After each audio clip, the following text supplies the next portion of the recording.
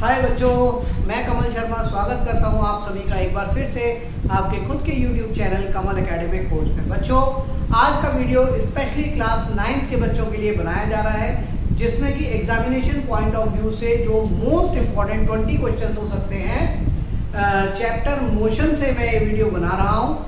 आप सभी इन क्वेश्चंस को देख सकते हैं और अच्छे से प्रैक्टिस कर सकते हैं। मुझे लगता है आप सभी के एग्जाम में बहुत काम आने वाले हैं। तो देर न करते हुए जल्दी से हम लोग अपने वीडियो में आगे बढ़ते हैं। देखते जाइए। एक असाइनमेंट मेरे हाथ में आपको दिखाई दे रहा होगा। ये टॉप 20 क्वेश्चंस हैं। इसका पीडीएफ मैं वीडियो के साथ में अटैच कर दूंगा, जिससे आप सभी को क्वेश्चन और आंसर्स के लिए अलग अलग नहीं जाना पड़ेगा। ठीक है बच्चों, तो मैं क्वेश्चन बोर्ड पे नहीं लिख रहा हूँ, सीधे सीधे आंसर मैंने सॉल्व किए हुए हैं, जिससे वीडियो की लेंथ कम हो जाए और आप लोगों को आसानी से असाइनमेंट सॉल्व करने में सरलता रहे। ठीक है बच्चों, तो जल्दी से क्वेश्चन नंबर 1 देखते हैं हम। क्वेश्चन नंबर 1 कहता है कि if the displacement of an object is proportional to the square of time then the object moves. देखो बच्चों, इसमें दिया है displacement of an object is proportional to the square of time. अभी इस क्वेश्चन को थोड़ा सा टेक्निकल बनाया है कि डिस्प्लेसमेंट एंड टाइम में अगर हम ग्राफ खींचते तो वो क्या बताता है, वेलोसिटी। लेकिन यहां पर क्या बता रहा है, displacement and square of time, यानी कि डिस्प्लेसमेंट की यूनिट होती है मीटर और स्क्वायर ऑफ टाइम मींस पर स्क्वायर टाइम मींस पर सेकंड स्क्वायर। तो हमें पता पड़ा ये सॉल्व करने का इजी वे है कि यहाँ पर हमने देखा मीटर पर सेकंड स्क्वायर, ठीक है, और स्ट्रेट लाइन बता रहा है प्रोपोर्शनल है, तो स्ट्रेट लाइन मींस क्या बताएगा ये, unit of, this is the unit of acceleration, therefore it represents uniform acceleration. ठीक है बच्चों, तो मीटर पर सेकंड स्क्वायर क्या बता रहा है, एक्सेलरेशन, इसलिए क्या बताएगा, यूनिफॉर्म एक्सेलरेशन को रिप्रेजेंट करेगा। क्वेश्चन नंबर 2 क्या कह रहा है, क्वेश्चन नंबर 2 कहता है कि the distance time graph of a body coincide with the time axis. Coincide with the time axis means ये टाइम एक्सिस के ऊपर ही ग्राफ चल रहा है। मींस क्या हो रहा है कि the speed is 0 and it will remain 0। ठीक है, तो क्या बताएगा, the body is at rest। Question number 3 क्या कहता है कि क्वेश्चन नंबर 3 है the graph VT graph it can be inferred that the object is। अब देखो ये VT ग्राफ दिया हुआ है क्वेश्चन में ये, ठीक है, जब कभी भी टाइम एक्सिस के पैरेलल लाइन आती है तो हम क्या बताते हैं, the body is having 0 acceleration। But इस क्वेश्चन के ऑप्शन में कहीं पर भी हमें 0 एक्सेलरेशन नहीं दिया हुआ, तो या तो कांस्टेंट स्पीड कह सकते हैं या यूनिफॉर्म मोशन कह सकते हैं या फिर 0 एक्सेलरेशन। तो यूनिफॉर्म मोशन इस क्वेश्चन के ऑप्शंस में दिया हुआ है, तो आप करेक्ट आंसर क्या हो गया, यूनिफॉर्म मोशन। क्वेश्चन नंबर 4 क्या कह रहा है बच्चों, क्वेश्चन नंबर 4 भी ये कह रहा है कि जो एक VT ग्राफ है उसमें जो एक स्लोप आ रहा है that is parallel to the time axis, then the graph will represent what. तो मैंने अभी बताया कि जब टाइम एक्सिस के पैरेलल ग्राफ आता है it will always give 0 acceleration या कांस्टेंट स्पीड। तो ऑप्शन में 0 एक्सेलरेशन मौजूद है, इसलिए हमारा आंसर क्या हो गया, 0 एक्सेलरेशन। ठीक है, उसके बाद अगला क्वेश्चन, क्वेश्चन नंबर 5 में दे रखा है a particle is moving on a circular path of radius r। एक पार्टिकल है जो सर्कुलर पाथ पर मूव कर रहा है, ऐसा पाथ जिसकी रेडियस कितनी दे रखी है, r दे रखी है। What will be the displacement after half a circle. तो देखो यहां से चला और यहां पर हाफ सर्किल इसका पूरा हो गया, तो डिस्प्लेसमेंट कितना हुआ, शॉर्टेस्ट पाथ को डिस्प्लेसमेंट कहते हैं। तो कितना हो गया बेटा, डायमीटर के बराबर, बट डायमीटर हमारे ऑप्शन में कहीं मौजूद नहीं है, तो इसका आंसर क्या हो जाएगा, ट्वाइस ऑफ रेडियस यानी कि 2r। क्लियर है। अगला देखिए क्वेश्चन नंबर 6 ये कह रहे हैं कि a body is thrown vertically upward with velocity u, the greatest height. अब देखो हाइट पता करनी है, हमने किसी बॉडी को ऊपर फेंका वेलोसिटी u से, तो मैक्सिमम हाइट क्या अटेन करेगा, तो उसके लिए हमारे पास इक्वेशन ऑफ मोशन है थर्ड वाला, v² = u²।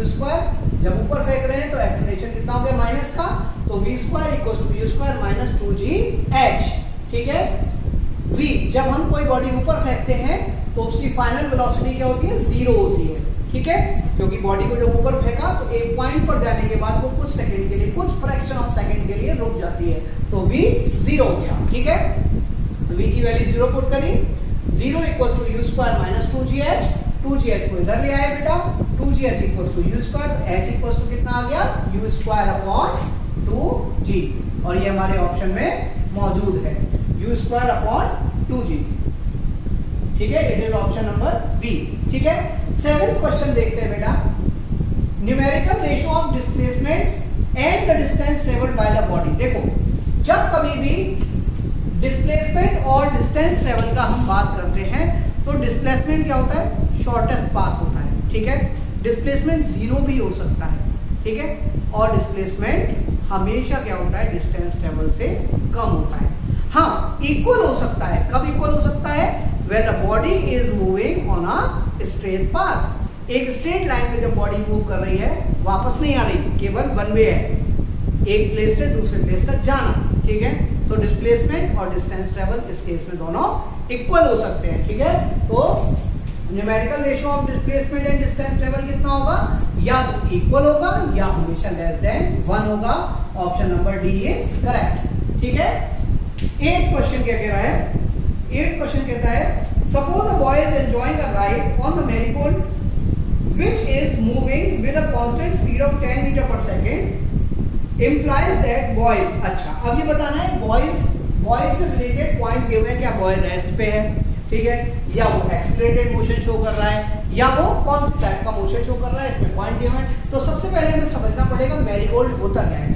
देखो, मेले में आप सभी लोग गए होंगे, आपने वहां पर एक ऐसा गोल सा एक स्विंग होता है, झूला होता है, जिसमें घोड़ा लगा होता है, कुर्सियां लगी होती हैं, उन पे हम बैठ जाते हैं और वो तेज स्पीड से इधर उधर मूव करता है। ठीक है, तो यहाँ पर इन्होंने एक खास बात बोली है कि इसकी स्पीड क्या है, कांस्टेंट है 10 मीटर पर सेकेंड। ठीक है, तो आपको एक बात याद रखनी पड़ेगी, when a body is moving on a circular path with a constant speed, it's motion is called uniform circular motion. ठीक है, और यूनिफॉर्म सर्कुलर मोशन का ही दूसरा नाम होता है एक्सीलरेटेड मोशन। तो it is a type of accelerated motion, the boy will show accelerated motion. ठीक है, ये मैंने पहले भी बताया हुआ है आप लोगों को। क्वेश्चन नंबर 9 कह रहा है the area below the line VT graph में जो एरिया होता है, वेलोसिटी और टाइम ग्राफ में जो स्लोप आता है, सपोज करो कि हमारा ये वीटी ग्राफ है।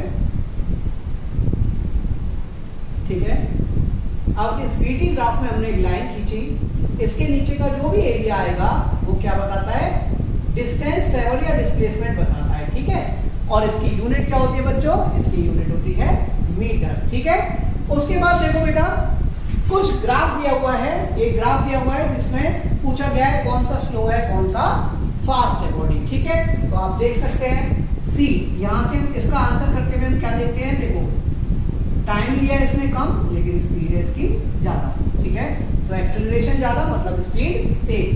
ठीक है, यहां देखिए टाइम स्पीड कम। ठीक है, जैसे जैसे हम नीचे आ रहे हैं वैसे वैसे टाइम तो ले रहा है ज्यादा, लेकिन स्पीड इंक्रीमेंट इसका हो रहा है कम। तो स्लोएस्ट कौन सा हो गया, B is the slowest and option is here in the given options. ठीक है, तो हम कौन सा सेलेक्ट करेंगे, B is slowest. Slope of velocity time graph gives, हमेशा वेलोसिटी और टाइम में जब कभी भी ग्राफ खींचते हैं तो ये क्या बताता है बेटा, एक्सेलरेशन बताता है। मैं पहले भी बता चुका हूं कि जब कभी भी डिस्प्लेसमेंट और टाइम या डिस्टेंस और टाइम में ग्राफ खींचते हैं तो वो स्पीड ऑफ द बॉडी बताता है, distance time speed, displacement time velocity. ठीक है, और जब कभी भी डिस्टेंस टाइम जब खींचेंगे तो क्या बताएगा, स्पीड बताएगा, और डिस्प्लेसमेंट टाइम में वेलोसिटी। और जब कभी भी वेलोसिटी और टाइम में ग्राफ खींचते हैं तो हमेशा स्लोप क्या बताता है, एक्सेलरेशन बताता है। ठीक है, उसका अगला पॉइंट देखते हैं 11 क्वेश्चन क्या कह रहा है, स्लोप ऑफ वीटी ग्राफ, हमेशा स्लोप ऑफ वीटी ग्राफ क्या बताता है बच्चों, अभी मैंने आपको बताया एक्सेलरेशन। 12 क्वेश्चन है distance travel and displacement are equal, अभी मैंने आपको बताया, देखो क्वेश्चन नंबर 12, डिस्प्लेसमेंट और डिस्टेंस ट्रेवल कब इक्वल हो सकते हैं, केवल और केवल एक केस में हो सकते हैं, when the body is moving on a straight road. ठीक है, तो इसका ऑप्शन मौजूद है हमारे ऑप्शंस में, it is option number A, if the car is moving on a straight road. ठीक है, क्वेश्चन नंबर 13 में कुछ ग्राफ दिए हुए हैं, तो पूछा है कि यूनिफॉर्म मोशन का ग्राफ कौन सा है। तो आप देख सकते हैं यूनिफॉर्म मोशन का जब कभी भी ग्राफ होता है तो क्या होता है, स्ट्रेट लाइन होता है, और सारे डिस्टेंस टाइम ग्राफ है, सब डिस्टेंस टाइम ग्राफ है, क्या बता रहा है, यूनिफॉर्म मोशन, ये वाला ग्राफ बताएगा। When a graph is a straight line starting from the origin, it represents the uniform motion. तो आप देख सकते हैं there are 13 very important objective questions for your examination point of view. तो इन सभी को एक बार आप देख सकते हैं या स्क्रीनशॉट ले सकते हैं जूम करके, जिससे कि आपको आगे भी करने में मदद मिल पाए। ठीक है, वीडियो के अगले पार्ट में मैं क्वेश्चन नंबर 14 से कराऊंगा, जो कि बहुत इंपॉर्टेंट क्वेश्चंस हैं और टोटल 20 क्वेश्चन हम लोग यहाँ करने वाले हैं। ठीक है बच्चों, तो बने रहो और इनको जूम करके एक बार इनका स्क्रीनशॉट ले लो आप। अब बच्चों क्वेश्चन नंबर 14 देखते हैं जरा जल्दी से। क्वेश्चन नंबर 14 में हमसे कह रहा है कि displacement of a moving object in a given interval of time is 0, displacement is 0, would the distance travelled by the object also be 0? क्या डिस्टेंस ट्रेवल भी 0 होगी? तो आपको ऑलरेडी पता है, देखो हम कह सकते हैं कि अगर हम सर्कल की बात करें, एक बॉडी ने यहाँ से चलना शुरू किया और वापस यहीं आ गई, तो डिस्प्लेसमेंट तो क्या हो गया 0, लेकिन डिस्टेंस ट्रेवल किसके बराबर होगी? सर्कमफ्रेंस के बराबर। इसीलिए अगर हम एक स्क्वायर पार्क ले लें, मान लो चलना शुरू किया, तो वापस इसी पॉइंट पे आने पर डिस्प्लेसमेंट तो 0 हो गया, लेकिन डिस्प्लेसमेंट किसके बराबर, डिस्टेंस ट्रेवल किसके बराबर रहा? पेरीमीटर के बराबर, है ना। तो ऐसा कभी भी नहीं हो सकता कि डिस्टेंस ट्रेवल जो है वो हमेशा, मतलब डिस्टेंस ट्रेवल 0 हो अगर डिस्प्लेसमेंट 0, डिस्टेंस ट्रेवल 0 हो ही नहीं सकता। तो इसका आंसर क्या रहेगा? नो। और कोई भी एग्जांपल ले सकते हैं हम, सर्कल का ले सकते हैं, स्क्वायर का ले सकते हैं, रेक्टेंगल का ले सकते हैं, ट्रायंगुलर पाथ का ले सकते हैं, किसी का भी, कि after each revolution the displacement will become 0 but the distance travel will also be always be equal to the perimeter of that shape. Clear है? नेक्स्ट क्वेश्चन देखते हैं। 15 क्वेश्चन कहता है कि how will the equation of motion for an object moving with a uniform velocity change? अगर कोई body uniform velocity से चल रही है तो इक्वेशन ऑफ मोशन किस तरीके से उसके लिए चेंज हो सकती है? देखो, यूनिफॉर्म वेलोसिटी का मतलब होता है बच्चों 0 एक्सीलरेशन। क्या होता है? 0 एक्सीलरेशन, क्योंकि वेलोसिटी v और u दोनों आपस में इक्वल होगी, तो इसलिए एक्सीलरेशन क्या हो जाएगा? एक्सीलरेशन कैसे निकालते हैं? a इक्वल्स टू फॉर्मूला होता है v minus u upon t। अब v और u दोनों आपस में इक्वल है तो क्या आ जाएगा? 0 अपॉन t। तो एक्सीलरेशन हमेशा क्या हो गया? 0 हो गया इस केस में। अगर एक्सीलरेशन 0 है तो देखो सारी इक्वेशंस में एक ही जगह 0 रखते जाओ, you will get the equation changes. देखो v equals to u plus 80, a में 0 रखा तो क्या हो गया? 80 0 हो गया। इक्वेशन क्या बन गई? v equals to u। ठीक है, v equals to u plus 80, a into t, तो a इंटू टी क्या? a 0 हो गया तो a इंटू टी भी 0 हो गया, तो v इक्वल्स टू u क्या हो गया? ठीक है। सेकंड इक्वेशन होती है h is equal to ut plus half a t square. Again a 0, अगर a 0 तो क्या हुआ? a t square, half a t square पूरा 0 हो गया, तो s इक्वल्स टू किसके आ जाएगा? ut के। सेकंड इक्वेशन हो गई। Third equation v square equals to u square plus 2as, 2as पूरा 0 हो जाएगा क्योंकि a 0 है, तो v square equals to u square. This is how the equation will change for a body moving with uniform velocity. चलिए question number 16 देखते हैं। Question number 16 कह रहा है ये a car starts from rest, यानी कि u0। ठीक है, मैंने बेटा शॉर्ट में लिखा है क्योंकि मेरे पास समय कम है और मैं वीडियो की लेंथ को बढ़ाना नहीं चाहता हूँ। ठीक है, हाँ, तो a car starts from rest, u0 हो गया, and moves along the x axis, ठीक है, with the constant acceleration of 5 metre per second square. अब ये कह रहे हैं कि बॉडी है वो 5 मीटर पर सेकंड स्क्वायर, यानी a इक्वल्स टू कितना दे रखा है?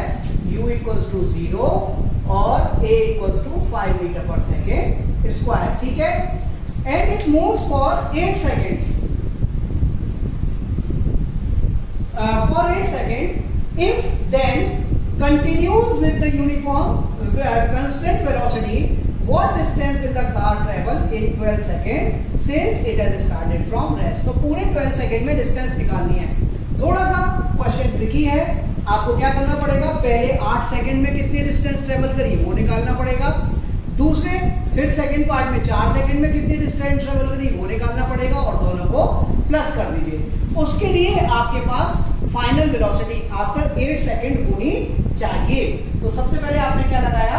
v equals to u plus at से 8 सेकंड बाद उसकी वेलोसिटी कितनी होगी वो निकाल लिया। तो आपने वैल्यू पुट की v equals to u plus at, u 0 था, a 5 था, t 8। तो वेलोसिटी कितनी आ रही है 40 मीटर पर सेकंड। अब 8 सेकंड के बाद उसकी वेलोसिटी 40 मीटर पर सेकंड बनी रहने वाली है, ठीक है। अब डिस्टेंस निकाल लो बेटा, डिस्टेंस इन फर्स्ट 8 सेकंड कितनी होगी ut plus half at square, u0 तो ut0, half at square value put करी, सॉल्व करने के बाद आंसर क्या आया 160 मीटर। पहले 8 सेकंड में वो कितनी डिस्टेंस ट्रेवल करके गया 160 मीटर, ठीक है। नेक्स्ट 4 सेकंड में अब अपने पास कुछ और चीज तो है नहीं, तो हम क्या करेंगे, हम सीधा सीधा लगाएंगे distance is equal to speed into time. Speed कितनी थी 40 मीटर पर सेकंड, 4 सेकंड तक चला, कितनी मीटर गया 40 into 4 160 मीटर। टोटल डिस्टेंस कितनी हो गई 12 सेकंड में, दोनों को ऐड कर दो 160 प्लस 160 320 मीटर टोटल 12 सेकंड में डिस्टेंस ट्रेवल करेगा, ठीक है। 17 क्वेश्चन देखो जरा क्या कहते हैं।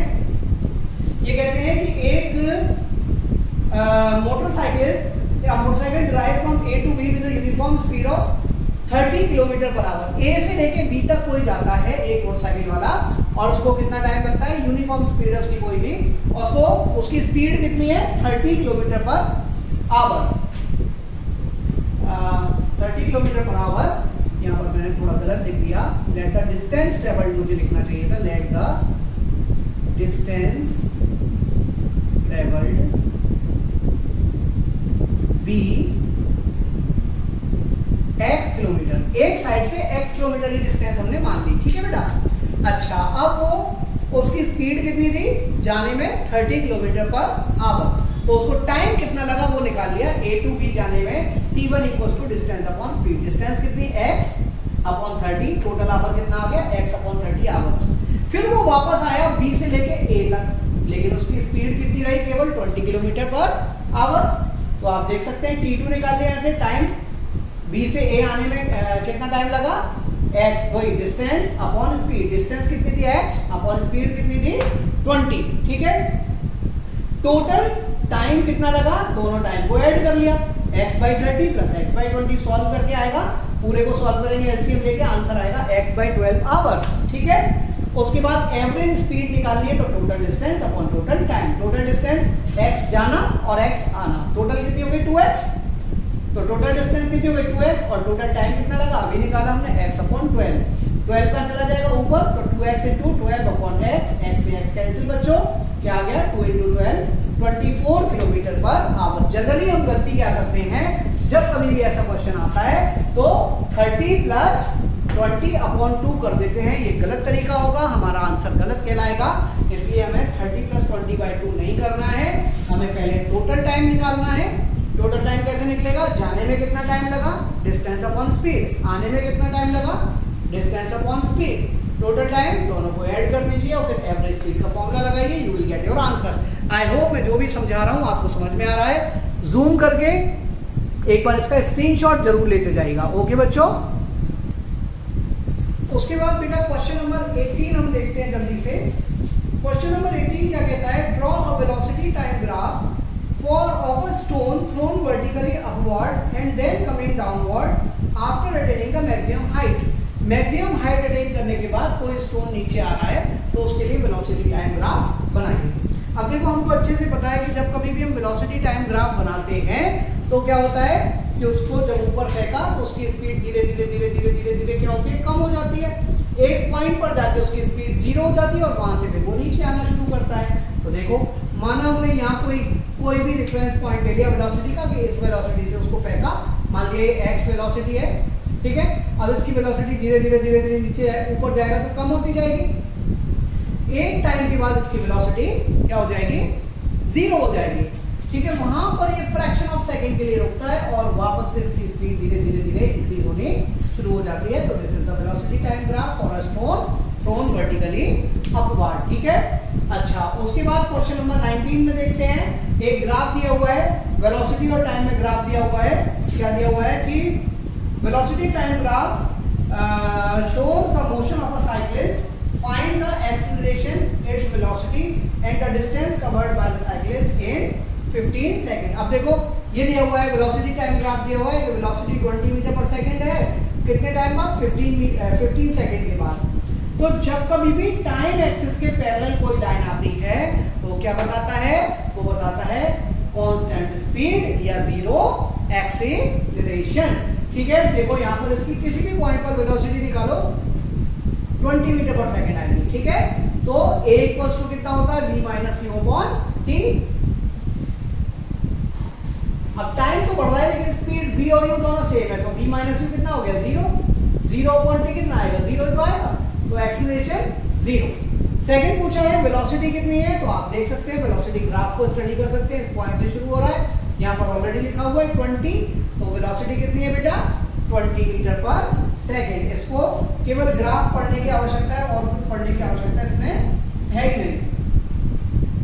And the distance covered by the cyclist in 15 second. अभी मैंने आपको बताया था कि जब कभी भी वेलोसिटी और टाइम ग्राफ में डिस्टेंस ट्रेवल निकालते हैं तो क्या होता है एरिया बिलो द स्लोप। अब इसका स्लोप क्या है, देखो यहाँ से यहाँ लिखा है स्लोप। इसको अगर मैं इसके नीचे का एरिया निकालूंगा तो क्या होगा रेक्टेंगल, और रेक्टेंगल का एरिया क्या होता है लेंथ इनटू ब्रेथ। लेंथ कितनी है देखो 15 और ब्रेथ कितनी है 15 इंटू 20 इंटू 15, तो आप इसकी वैल्यू पुट कर दीजिए, कितना आ गया 30 metre distance travel when the body move from 0 to 20 metre per second in 15 second. तो 15 सेकेंड में कितनी डिस्टेंस ट्रेवल करेगा 300 मीटर।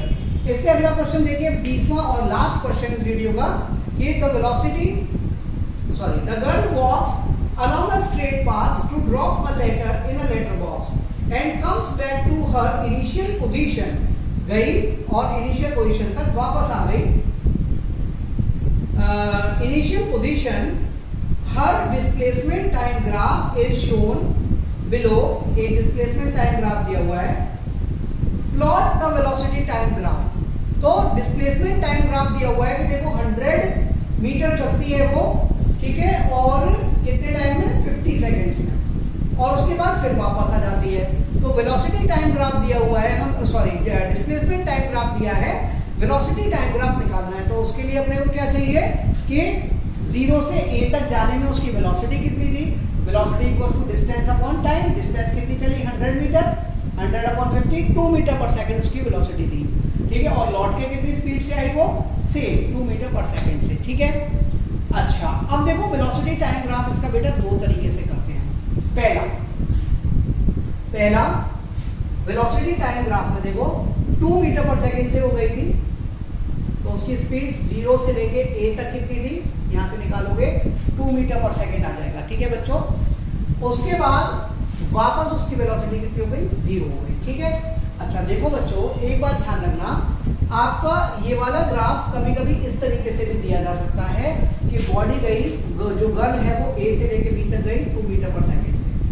ठीक है, फिर वो अपनी इनिशियल पोजीशन पर वापस आई, तो यहाँ पर क्योंकि वो कुछ टाइम उसने स्टे किया लेटर डालने के लिए, तो यहाँ पर उसकी स्पीड को देखो कांस्टेंट दिखाया गया है। ठीक है, उसके बाद यहाँ से उसने फिर 2 मीटर पर सेकंड से चलना शुरू किया।